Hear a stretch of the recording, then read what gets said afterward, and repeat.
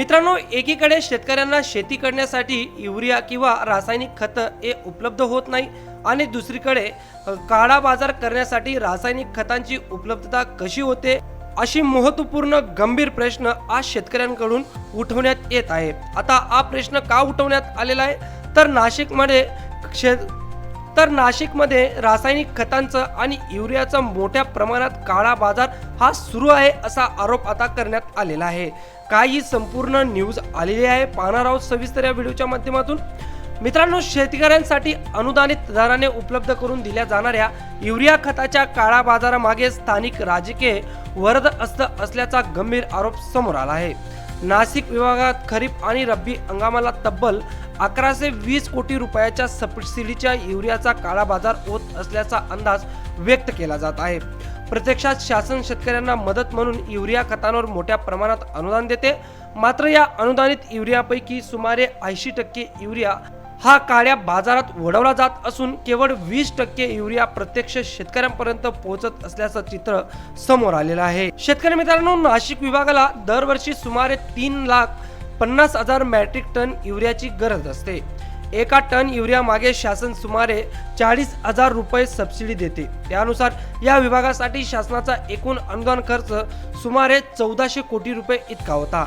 यातील 80% युरिया काळ्या बाजारात जात असल्यास जवळपास 1120 कोटी रुपयाचे अनुदानित खत शेतकऱ्यांच्या हक्कातून बाहेर जात असल्याचे स्पष्ट होत आहे. शेतकरी मित्रांनो, कमी पर्जन्यमान आणि दुष्काळी तालुक्यात हा प्रकार अधिक प्रमाणात होत असल्याने सांगितलं जात आहे. अशा भागात प्रत्यक्ष मागणी कमी असतानाही विक्रेते मोठ्या प्रमाणावर युरियाची उचल करतात. नंतर हा साठा शेतकऱ्यांच्या नावावर कागदपत्री विक्री दाखवून इतर क्षेत्रात वाढीव दराने विकला जातो. नांदगाव, येवला, सिन्नर आणि मालेगाव तालुक्यात हा प्रकार मोठ्या प्रमाणात सुरू असल्याची चर्चा कृषी विभागात आहे. काही रॅकेट उघडीस येऊनही राजकीय दबावामुळे गुन्हे नोंद होत नसल्याचा आरोप होत आहे. शेतकरी मित्रांनो, कृषी सहसंचालक कार्यालयाच्या कार्यक्षेत्रातील नाशिक विभागात 8,300 खत विक्री केंद्र आहेत. त्यांच्या तपासणीसाठी अवघे 80 निरीक्षक कार्यरत आहेत. एका तालुक्याला 2 निरीक्षक आहेत. विक्री केंद्र जास्त आणि शासकीय निरीक्षक कमी ही परिस्थिती देखील सबसिडीच्या युरियाचा काळा बाजार करणाऱ्या रॅकेटच्या पथ्यावर पडत आहे. विशेष म्हणजे या निरीक्षकांना दोषी विक्रेत्यांवर थेट कारवाईचा अधिकार देखील नाही. युरियाचा काळा बाजार रोखण्यासाठी आपल्या शेजारच्या तेलंगणा राज्यात युरिया खतांची संपूर्ण विक्री व्यवस्था शासनाने आपल्या ताब्यात घेतली आहे. खासगी विक्रेत्यांना येथे युरिया विक्रीस बंदी घालण्यात आली आहे. त्यामुळे सबसिडीच्या युरियाचा काळा बाजार करणारी साखळीच या राज्यातून हद्दपार झाल्याने शेतकऱ्यांना त्याचा हक्काचा युरिया हा वेळेवर आणि पुरेशा प्रमाणात उपलब्ध होत असतो. युरिया विक्रीचे तेलंगणा मॉडेल आपल्याकडील राज्यकर्त्यांनी स्वीकारण्याचे धाडस करावे अशी अपेक्षा शेतकरी व्यक्त करीत आहेत. गाव पातळीवरील सोसायट्यांच्या हाती पूर्वीची खत विक्री व्यवस्था पुन्हा सोपवण्याची गरजही शेतकऱ्यांकडून व्यक्त केली जात आहे. तर देशात सतत शेतकऱ्यांचं शोषण हे मोठ्या प्रमाणात होत चाललेलं आहे. एकीकडे आता राज्य सरकार रासायनिक खतांवर शेतकऱ्यांना सबसिडी देतं, परंतु त्याचा 80% हा साठा फक्त काळा बाजार करण्यासाठी उपलब्ध झालेला आहे.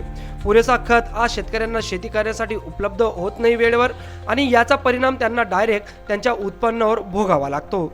शेतकऱ्यांचे दिवस कधी बदलतील, कारण हे मोठे लोक शेतकऱ्यांचं शोषण करूनच थांबणार आहेत.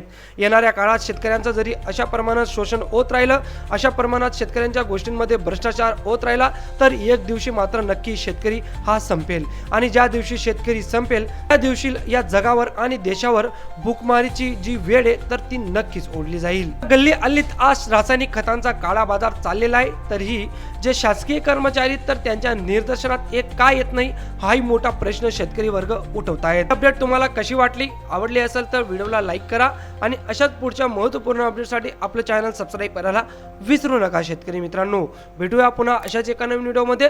तोवर जय हिंद, जय महाराष्ट्र.